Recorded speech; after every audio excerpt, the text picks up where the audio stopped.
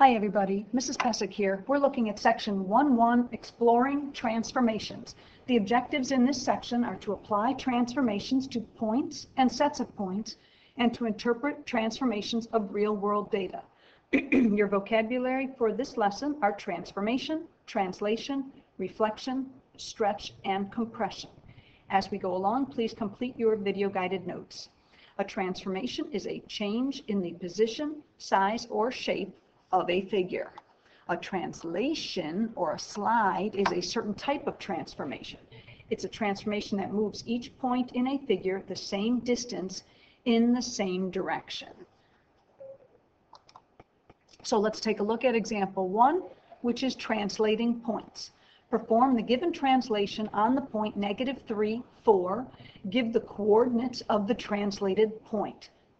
So for the first example, we want to slide this point 5 units to the right. If we want to slide this point 5 units to the right, that's a change to the x. That's a change in the x coordinate of our point.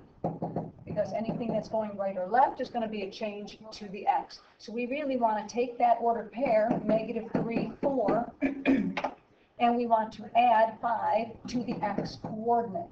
So when we do that, we would end up with a new ordered pair of 2, 4. So -3 plus 5 is 2, and that's going to slide that point right over here. So we're sliding 5 units to the right, and that new point is 2, 4. What if we want to shift the original point, -3, 4, and we want to go 2 units to the left and 2 units down? Well, let's again take that original ordered pair, -3, 4. If we want to go 2 units to the left, that's a change in the x coordinate. And if we want to go to the left, we're going to have to subtract 2 from that. So let's subtract 2 from the -3. That's going to give us a -5 as our new x coordinate. And if we want to go 2 units down, the 2 units down here is going to be a change to the y coordinate. So we're going to have to subtract 2 from the y coordinate. And so that's going to put us at 2. So the new point should be -5, -2. So if I start out right here, 0, 0, so I want to go -5, -1, 2, 3, 4. -5 is a little bit off my graph, and then -5, 2 is going to be right here. So that's my new point, which would be -5, 2. And what did we accomplish? We took this point, -3, 4, that was our starting point, and we shifted 2 units to the left, and then 2 units down. And that got us right to that point, -5, 2.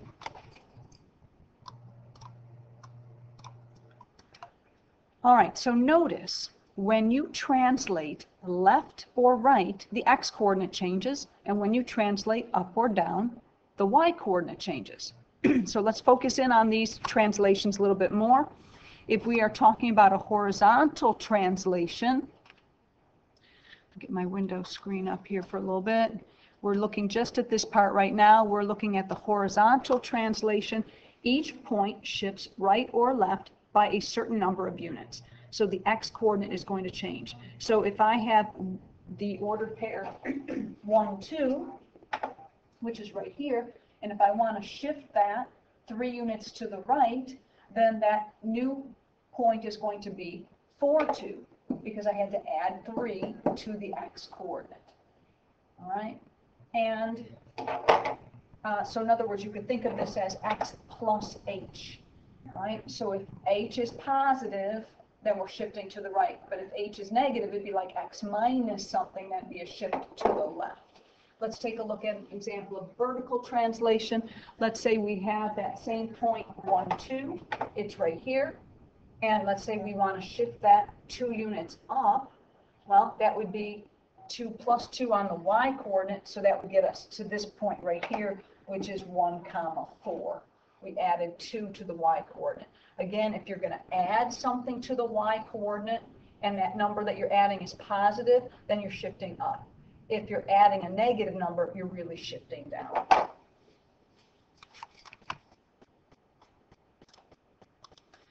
All right, let's talk about something different now. Let's talk about reflections. A reflection is a transformation that flips a figure across a line called the line of reflection. Each reflected point is the same distance from the line of reflection, but on the opposite side of the line. So let's take a look at an example of reflecting over the y-axis. So if we're going to reflect over the y-axis, picture that we have this starting point here at 1, 2. All right, let's say here's our starting point right here, 1, 2. And if we want to reflect it over the y-axis, picture that the y-axis is like a mirror, and we want to end up on the other side of that mirror, so that we're going to end up over here at this point. And what is that point? Well, that point's -1, 2.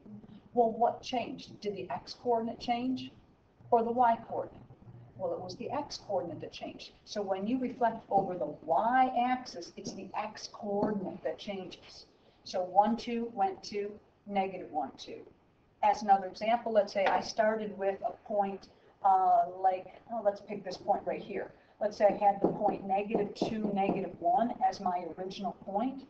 And if I wanted to reflect that over the y-axis, that point's going to end up over here at the ordered pair +2, -1. Again, I'm reflecting over the y-axis, but what changed was the x-coordinate. All right, so just take the opposite of whatever your original x-coordinate was.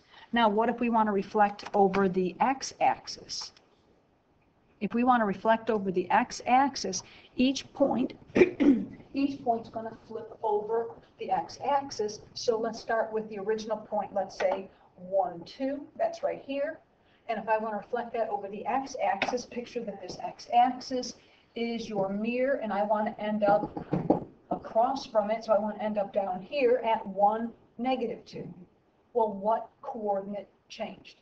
If I reflect over the x-axis, it was the y-coordinate that changed. It went from +2 to -2. So if you want to flip across the x-axis, it's the y-coordinate that changes.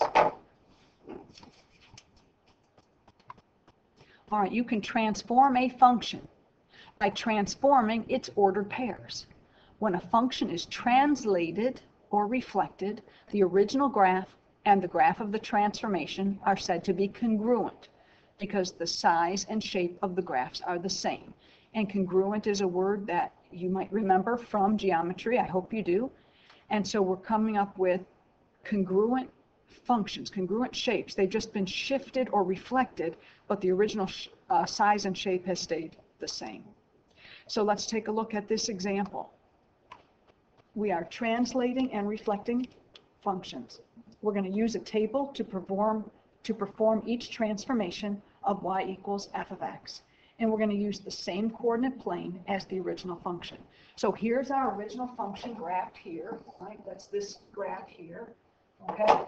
And we want to take that function and we want to translate it 2 units up. In order to do this, let's actually write down what some of these ordered pairs are. Let's take a few of these ordered pairs. Let's say we take this one, this one, this one, this one, and this one. If we take those 5 ordered pairs and just translate those ordered pairs, shifting those 2 units up, then we can plot our new transform function. So what are those ordered pairs? I think this one right here is -3, -1. So let me write that here, -3, -1. This one up here is -2, 0. This one right here is 0, -2. This one here is 2, 0. And then this last one over here is 3, -1. If I want to translate this function 2 units up, is that a change to the x-coordinate or is that a change to the y-coordinate? Remember, up and down changes are changes to the y-coordinate. So we need a new y, We don't need a new x, so I don't really need to fill in anything here in this section, right? Don't need this for this problem.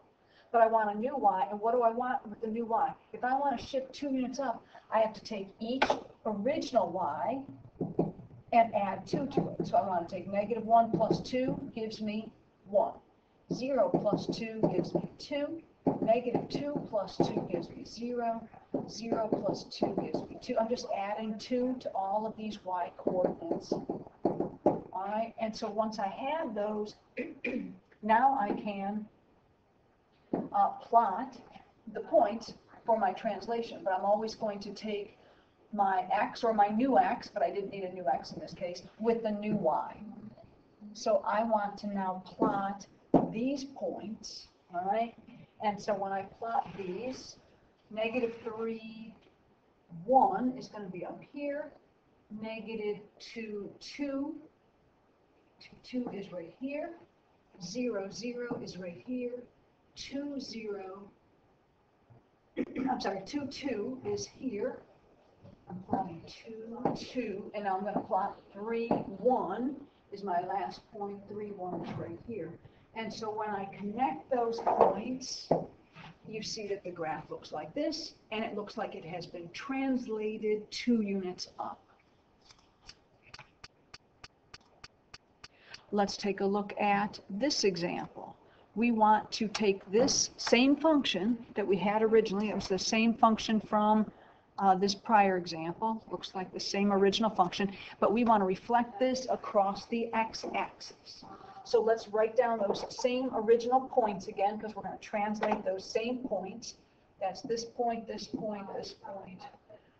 We did those 5 points. So that was -3, -1, -2, 0, 0, -2, +2, 0, and 3, -1. And if we want to do a reflection over the x-axis, then what do we want to make opposite? Do we want to make all the x's opposite, or do we want to make all the y's opposite?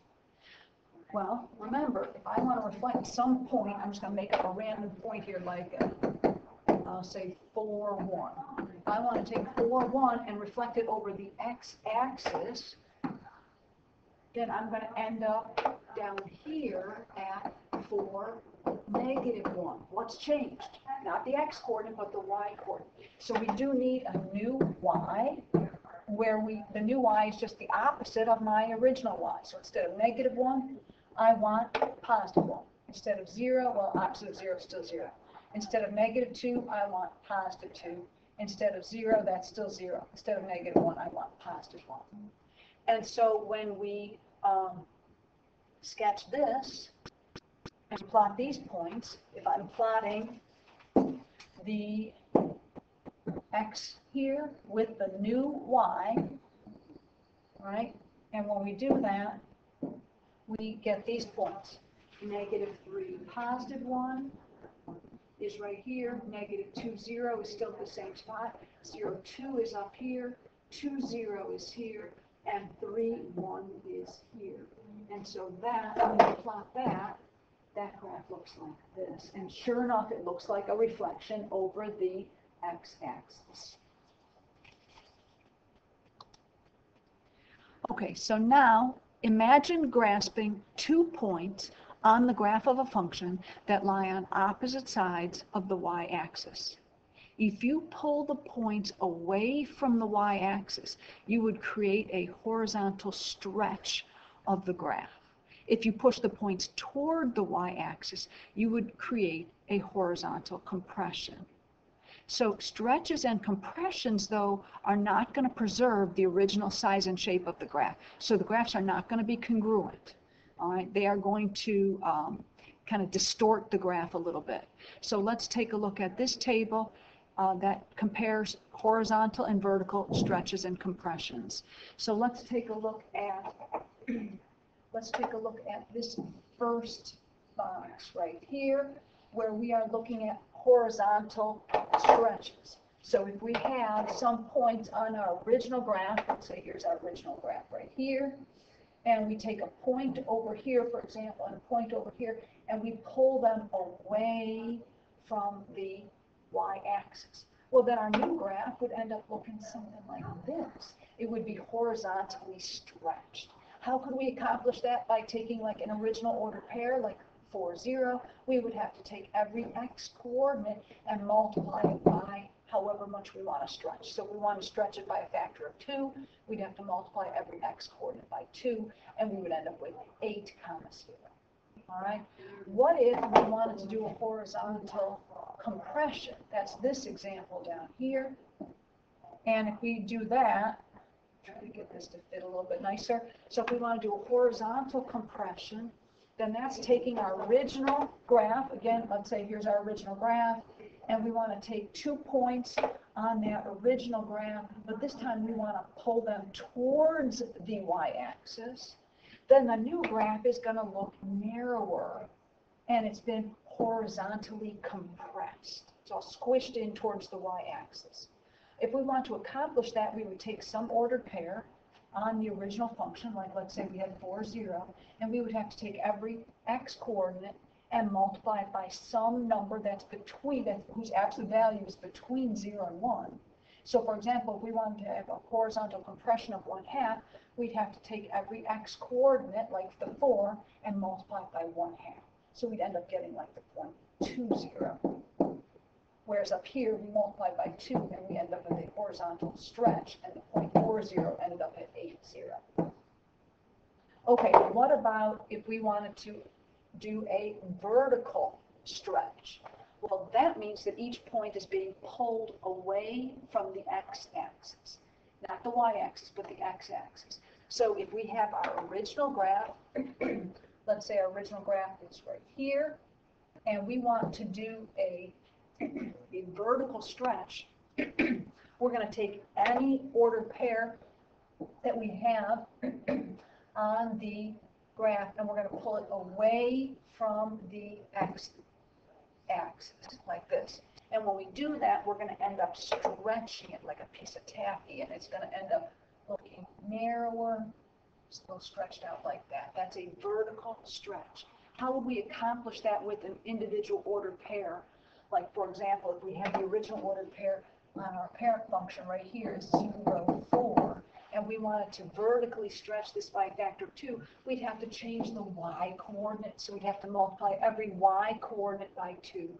So we'd have the ordered pair 0, 2 times 4, or 0, 8. So the 0, 4 on the original would go to 0, 8 on the transformed function. If that absolute value of a, the number that we're multiplying by the y-coordinate, if that's greater than 1, it's going to be a vertical stretch.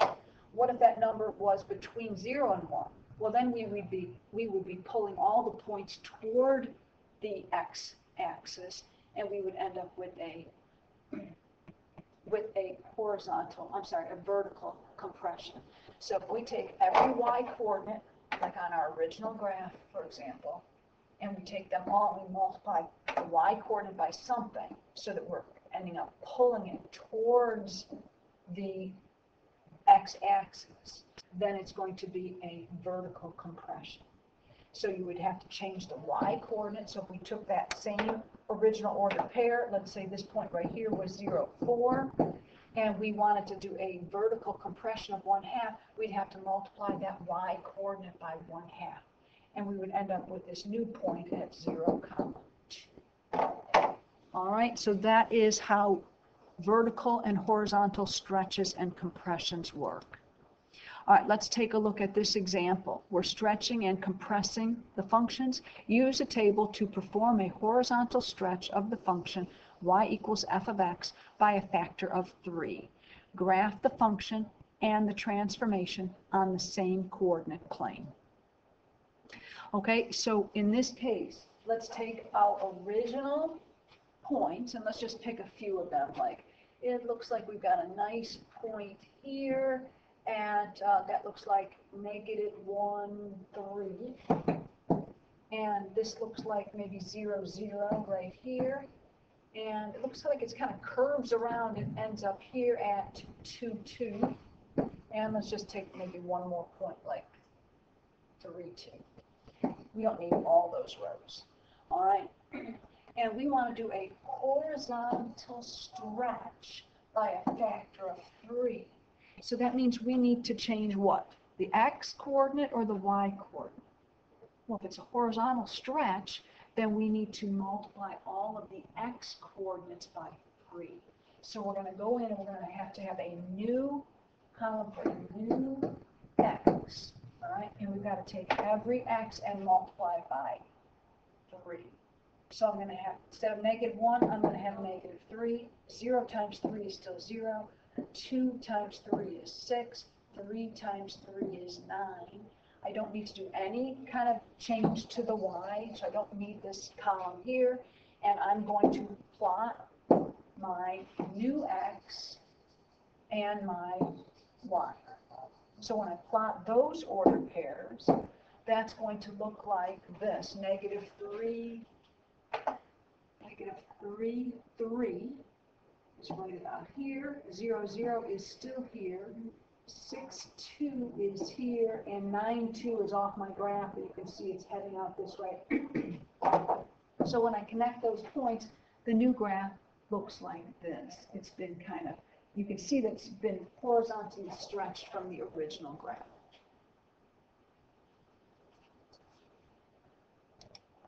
All right, let's take a look at this business application. The graph shows the cost of painting based on the number of cans of paint used. Sketch a graph to represent the cost of a can of paint doubling and identify the transformation of the original graph that it represents. So let's take a look at this graph. We have on our horizontal axis the number of cans of paint that we might want to buy. That would be our independent variable. And on our vertical axis, we have the cost of those cans of paint. That would be the dependent variable, because the cost depends on the number of cans that we want to buy. So for example, what are some of these ordered pairs that we see on this graph? If I buy 0 cans, well, that costs me $0. If I buy 1 can, that costs $50. If I buy 2 cans, that's $100, and so on. But if the cost of a can of a paint is doubling, then the new points that I would have, and you could think of it as, well, I had 0 going to 0, right? Number of cans, and the cost, right? And I said 1 can was $50, and 2 cans was $100, but if the cost is doubling, then think of this as like a new y here, and it's going to be our new cost. The cost is doubling. Well, double 0, and it's still 0. Double 50, I get 100. Double 100, I get 200. And so if I plot those points, I would have 0, 0, 1 goes to 100, 2 goes to 200, and the graph would look like this. All right, so that's our graph. And then we're supposed to identify the transformation. Well, if we're doubling every y coordinate, is that a stretch, a compression, a shift, a reflection? Well, if we're doubling all the y coordinates, that's a vertical stretch. So what we want to say here is this is a vertical stretch of 2. That will be the transformation that we did on the original graph to get the new graph. All right, I think that's it for this lesson. Thanks for watching and have a great day.